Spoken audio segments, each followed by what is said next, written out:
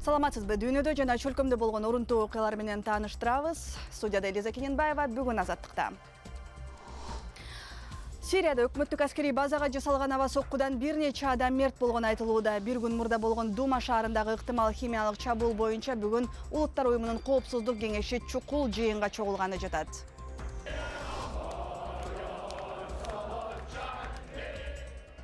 Венгрияда парламенттик шайлоо өттү. Анда оңчул саясатчы мигранттарга каршы позициясы менен белгилүү азыркы премьер-министр Виктор Орбандын партиясы жеңишке жетти.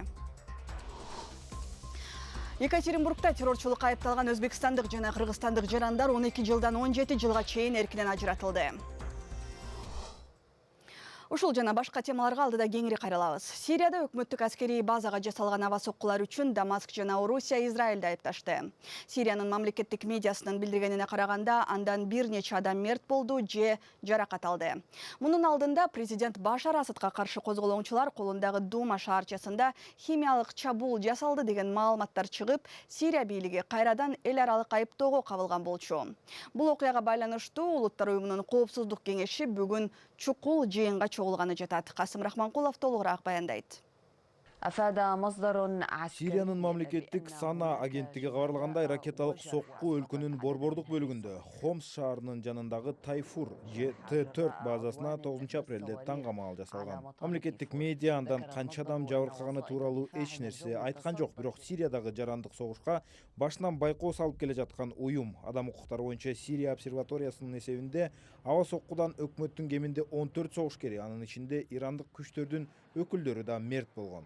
Ракеталык соккуну болсо Сирия жана анын өнөктөшү Орусия маалымдагандай, Израиль F-15 учактары менен Ливандын аймагынан жасаган.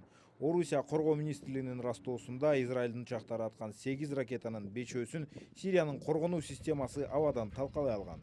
Сириянын аскерий жайларына жана Иран колдогон кошуундардын ал жердеги базаларына аба соккуларды буга чейин да жасап келген Израиль азырынча окуяны комментарийлей элек. Мунун алдында чыгыш Гут аймагынан али козголоңчулар колунда турган Дума шаарчасында Сириянын өкмөттүк күчтөрү химиялык курал, атап айтканда хлор газын колдонгону маалымдалып, Дамаск бийлиги эл аралык айыптоого кабылган эле. Оппозиция активисттери менен куткаруучулардын айтымында 7 апрелдеги химиялык чабуулдан кеминде 40 кишинин өмүрү кыйылган. Сирия, Орусия, Иран өкмөттөрү болсо бул маалыматтарды жасалма деп четке кагышты. Ак үй билдиргендей, президент Дональд Трамп француз президенти Эммануэль Макрон менен телефон сүйлөшүүсүндө бул үрөй учурган чабуулга алардын биргелешкен жообу катаал болоорун убада кылышкан. Бул жерде эл аралык жооп чара керектиги анык. Анткени бул эл аралык нормаларга каршы иш. Эң башкысы жоопкерчиликке аскерий кылмыштар үчүн президент Асад тартылуусу керек. Сириядагы химиялык курал биринчи эле жолу колдонулуп жаткан жери жок. Экинчиден, Конгресс Орусия менен Иранга каршы катаал санкцияларды киргизүүсү абзел. Президент Асадтын режими Орусиянын колдоосуз Ирандын Сириядагы ишмердигисиз жашай албайт. Президент Трамп Твиттердеги баракчасында Сирияда кайрадан химиялык курал колдонуусун мыкаачылык, президент Асадты айбан деп атап, аны колдогону үчүн Иран менен катар Орус президенти Владимир Путинди Орусияны тикелей айыптады. Буга чейин былтыр апрелде Хан Шейхун деген шаарчада сарин газы колдонулуп, 80 кишинин өмүрү кыйылган окуядан кийин АКШ Сирия өкмөтүнүн Шейрат аба базасына канаттуу ракеталар менен сокку урган болчу. Сирия өкмөтү ал чабуулга да тиешеси жоктугун билдирген. Химиялык чабуул тууралуу соңку маалыматтардан улам АКШ, Британия, Франция дагы 6 өлкө 9 апрелге Улуттар уюмунун коопсуздук кеңешинин чукул жыйынын чакырды. Касым Рахманкулов, Азаттык. Берүүбүздү улантабыз. Борбордук Европадагы Венгрияда парламенттик шайлоо өттү. Анда орусиячыл саясатчы делген азыркы өкмөт башчы Виктор Орбандын партиясы ынанымдуу жеңишке жетти. Эми Венгрия жакынкы чыгыш Африкадан агылган качкындарга катаал саясатын улантаары, мындай саясат региондогу коңшуларын да шыктандыраары күтүлүүдө. Венгриядагы шайлоо Евробиримдик үчүн эмнеси менен маанилүү? Али Токтакунов жооп издеди. Венгриянын азыркы премьер-министри Виктор Орбандын Фидес партиясы 49%га жакын добуш алды. Тагыраагы парламенттеги 199 орундун 133-ün ээледи. Бул коалициялык көпчүлүктү жеке өзү түзүп, өкмөттү курганга мүмкүнчүлүк берет. Экинчи орундагы оппозициялык партия 26, андан кийинкиси 20 гана мандатка ээ болору күтүлүүдө. Чоң күрөш артта калды. Биз чечкиндүү, ишенимдүү жеңишке жетиштик жана Венгрияны коргоо мүмкүнчүлүгүн алдык. Деди ушуну менен 4-чү рет премьерликке бара турган Виктор Орбан. Венгрияны коргоо дегенде ал антимиграциялык саясатын эске алууда. Мекениндеги согуш менен кризистен качкан Сирия, Афганистан, Ирак, Түндүк Африка өлкөлөрүнүн жарандарынын эң муктаждарын Евробиримдик курамындагы мамлекеттерге бөлүп жайгаштырмай болгон. Буга биримдиктин ичиндеги Венгрия жана башка айрым өлкөлөр каршы. Антимиграциялык саясат Орбандын үгүт кампаниясынын өзөгү болду. Талдоочулар, эгер ал бийликке бекем отурса, бул боюнча бүтүндөй Евробиримдиктин саясатын өзгөртүүгө далалаттан антышат. Эгер ал ыңгайлуу көпчүлүккө ээ болсо, анда мына мен ийгиликке жетиштим деши мүмкүн. Анан албетте бардык миграция маселелери боюнча Брюссельге артымда мени колдогондор көп деген позициядан мамиле жасашы ыктымал. Ошондой эле бул Вышеград өлкөлөрүнө миграция саясатына байланыштуу кандай гана биримдик болбосун түзүүгө күч берет. Вышеград төрттүгүндөгү Чехия, Словакия, Польшадагы Евробиримдиктин качкындарды бөлүп жайгаштыруу милдеттемесин аткарбай каршылыгын билдирип келишет. Орбандын жеңиши алар эле эмес, коңшусу Австриядагы улутчулдарды да колтуктан сүйөйт деген чочулоо бар. Миграция саясатына байланыштуу Орбандын өкмөтү Евробиримдиктин борбордук бийлиги менен тил табыша албай келет. Өлкөсү биримдиктин курамында турганына карабастан, орусиячыл болуп Владимир Путинге жан тарткан үчүн бул премьерге сын күч. Ошондой эле анын өкмөтү акыркы 8 жылда маалымат каражаттарына көзөмөлдү күчөттү.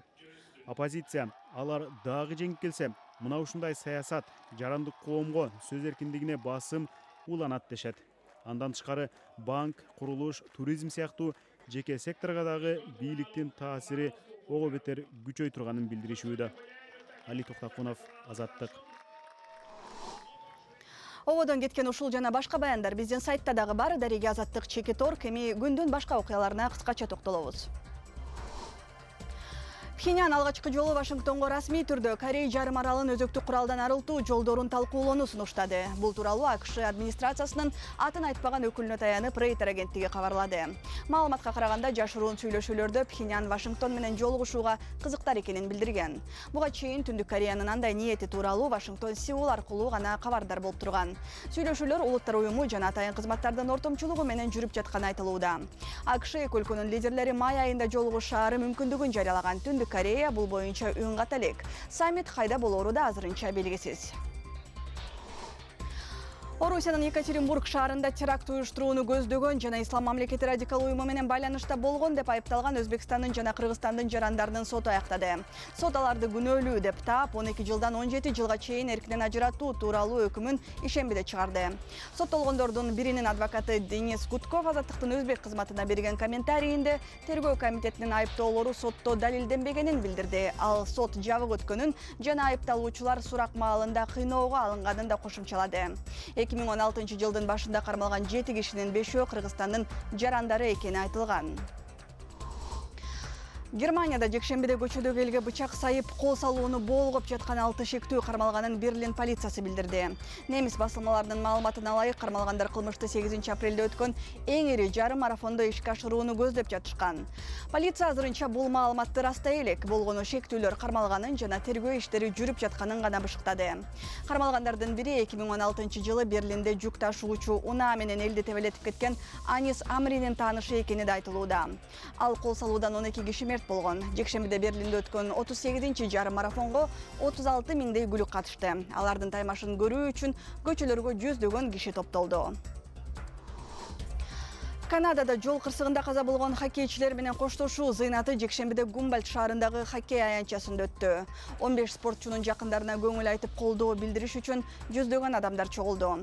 7 апрелде Гумбольдт Бронкос деп аталган хоккей командасынын жаштар курамын жергиликтүү таймаштардын бирине алып бараткан автобус жүк ташуучу унаа менен кагылышып, автобустун ичиндеги 28 кишинин 15и ошол жерде жан берген. Аман калгандары ооруканага жеткирилип, үчөөнүн абалы дагы эле оор экени айтылууда. Каза болгондор арасында команданын башкы машыктыруучусу да бар. Дүйнө жүзүндөгү хоккей клубдардын дээрлик бардыгы көңүл айткан каттарын спортчулардын жакындарына жөнөтүштү. Берүүбүздүн соңунда экология темасына кайрылсак, Ганада жергиликтүү ишкер колдонулган желим бөтөлкөлөрдү жерге төшөй турган тактачаларга айлантуунун жолун тапты. Баш кала Акрадагы тротуарга төшөлгөн бул такталар алгач майдаланып, анан кумга аралаштырылган желимден жасалган. Ал желимдин баары калаанын ар кайсы тарабындагы таштандылардан чогултулуп, кайра иштетүүгө жиберилген. Учурда биз 700 тонна желимди кайра иштетебиз. Айлануу чөйрөнү сактоо үчүн келечекте биз күнүнө 10 миңден 20 миң тоннага чейин иштетишибиз керек. Анткени өндүрүлгөн желимдин көлөмү кыйла жогору. Биздин максат чыгарылган желимдин 70%-ын кайра иштетүү. Ботенгтин айтымында бул такталар бетон же асфальтка караганда бекемирээк болот. Бул плиталардын бир даанасынын баасы $1, ошол эле маалда бетон блоктор $1,5 турат. Мындай жол менен Ганадагы экология маселесин толугу менен чечүү мүмкүн болбосо да, Ботенг бул айлана чөйрөнү коргоо багытында жасалган туура кадам деп эсептейт. Ушул жана башка жаңылыктар биздин сайтта дагы бар. Дарига Азаттык-Чекиторг. Ошондой эле биздин видеолорду бардык социалдык тармактардан, YouTube'дан, Facebook'тан, Instagram'дан дагы көрсөңүз болот. Ал жактардан Кыргыз Азаттык үн алгысы, Азаттык медиа же Азаттык KG деген аталышта издеңиз. Саламатта болуңуз.